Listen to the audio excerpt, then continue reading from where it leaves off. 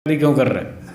क्योंकि वेद पढ़ते नहीं, ऋषियों के ग्रंथ पढ़ते नहीं, इसलिए उनको समझ नहीं आई कि शादी क्यों करते हैं। वेदों और ऋषियों के अनुसार विवाह करने का उद्देश्य है गृहस्थाश्रम में संसार के सुख दुख का परीक्षण करना। क्या बोला, दोहराइए। हाँ, इस पर्पज से गृहस्थ में जाना चाहिए। हम इसलिए शादी कर रहे हैं कि हम देखना चाहते हैं संसार में कितना सुख और कितना दुख, ये परीक्षण करना। अंधाधुंध भोग विलास करना ये गृहस्थ का उद्देश्य किसी भी वेद में नहीं लिखा है, कहीं भी शास्त्र में नहीं लिखा है कि बस शादी करो और अंधाधुंध भोग भोगते रहो। चौथा समोल्लास पढ़िए सत्यार्थ प्रकाश में, गृहस्थ के नियम लिखे। केवल संतान उत्पत्ति के लिए स्त्री पुरुष संयोग करते हैं, और जो ऐसा करता है वहाँ उस गृहस्थ को लिखा है कि वो भी ब्रह्मचारी के सदृश है, ये शब्द लिखे। तो वहाँ भी ब्रह्मचर्य का पालन करना है, भोग विलास नहीं करना, सिर्फ संतान उत्पत्ति के लिए संयोग करना है। और ये परीक्षण करना है कि संसार में कितना सुख और कितना दुख। तो शायद पहले भी मैंने सुनाया था कि जब ब्रह्मचारी पढ़ते थे गुरुकुल में और पढ़े लिख के विद्वान हो गए, स्कॉलर हो गए, तब पढ़ाई पूरी होने पर उनसे पूछा जाता था आपको शादी करनी है या नहीं करनी, ये उससे पूछा जाता था। तो कुछ लोग जो पूर्व जन्म के वैरागी होते थे, संस्कारी होते थे, वो कहते थे नहीं नहीं हमको शादी नहीं करनी। मान लो 10,000 विद्यार्थी तैयार हो गए पढ़ लिख करके, तो उनसे सबसे पूछा जाएगा बोलो भाई शादी करनी या नहीं करनी, तो 10,000 में से 50 विद्यार्थी कहेंगे कि नहीं हमको नहीं करनी। हमने योग दर्शन पढ़ लिया, सांख्य दर्शन पढ़ लिया, यहाँ चारों तरफ दुख ही दुख है। सांख्य में लिखा है कुत्रापि कोपि सुखी ना, दुनिया में कोई भी आदमी सुखी नहीं है, सारी दुनिया परेशान है। और 3 दुख वैसे बता रखे हैं, आध्यात्मिक, आदि भौतिक, आदि दैविक। फिर योग दर्शन में पढ़ लिया परिणाम ताप संस्कार दुख गुण वृत्ति विरोधाच दुखमेव सर्वम विवेकिना। तो बुद्धिमान को तो चारों ओर दुख ही दुख दिखता है। तो 10,000 में से 50 लोगों ने कहा हमको तो चारों तरफ दुख दिखता है, हम नहीं शादी करने वाले, हम संसार में नहीं जाने वाले, हमको पहले ही समझ में आ गया। तो जिसको पहले ही समझ में आ जाए वो क्यों जाएगा गृहस्थ में? तो 50 ने तो मना कर दिया। बाकी कितने बचे? 10,000 में से 50 माइनस हैं, हाँ 9,950। इन लोगों ने कहा जी हमको तो समझ में नहीं आया संसार में दुख है, हमें तो बड़ा सुख दिख रहा है।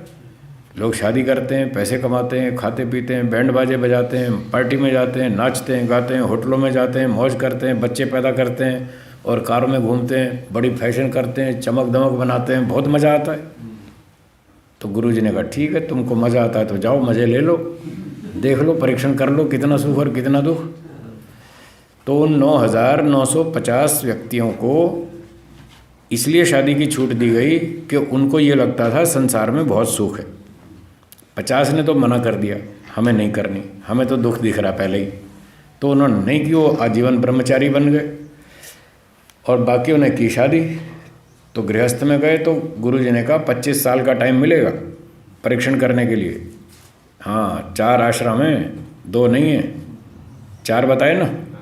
पहला कौन सा, दूसरा, तीसरा, चौथा, 4 आश्रम। तो बोले 25 साल का टाइम आपको दिया जाता है। 25 साल, 28 साल, 30 साल, बस इतने टाइम में आपको ये बात का परीक्षण करना है कि संसार में सुख अधिक है या दुख अधिक है, जाओ परीक्षण कर लो। इस पर्पज़ से उनको शादी की छूट दी और नियम लगा दिए। रात को 10 बजे सोना है, पढ़ लो संस्कार विधि, गृहस्थियों के लिए लिखा है रात को 10 बजे सोना है। सुबह ब्राह्म मुहूर्त में उठना है, गृहस्थियों के लिए लिखा है, ब्रह्मचारियों के लिए तो है ही है, गृहस्थियों के लिए भी वही कानून है कि 10 बजे सोना, 4 बजे उठना, व्यायाम करना, ब्रह्मचर्य का पालन करना, हवन करना, पंचमहायज्ञ करना, माता पिता की सेवा करना, प्राणियों को भोजन देना, अतिथि विद्वान सन्यासी की सत्संग करना, ये सारे काम आपको करने पड़ेंगे। आप बताओ कौन गृहस्थी आज पंचमहायज्ञ कर रहा है? उनको पता ही नहीं कि गृहस्थ में क्या क्या करना होता है। वो तो अपना पैसे कमाते हैं, खाया पिया, बूढ़े हो गए, मर गए। तो लोगों को पता नहीं है गृहस्थ में क्या करना होता है। तो वेदों के आधार पर ऋषियों ने समझाया कि जाओ शादी करो और संतान उत्पत्ति करो, पैसे कमाओ, खाओ पियो, मज़ा करो और देखो कितना सुख और कितना दुख। 25-30 साल में आपको अनुभव हो जाएगा।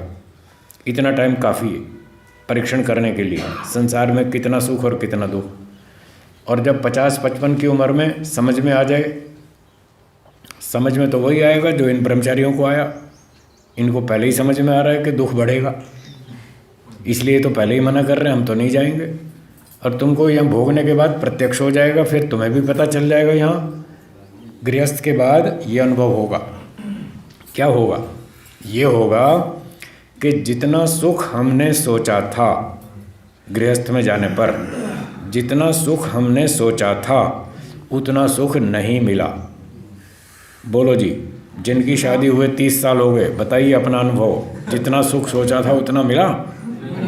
नहीं मिला। देखो, हो गया ना अनुभव। और दूसरा अनुभव ये होगा कि जितना दुख सोचा था उससे कई गुना अधिक भोगना पड़ा।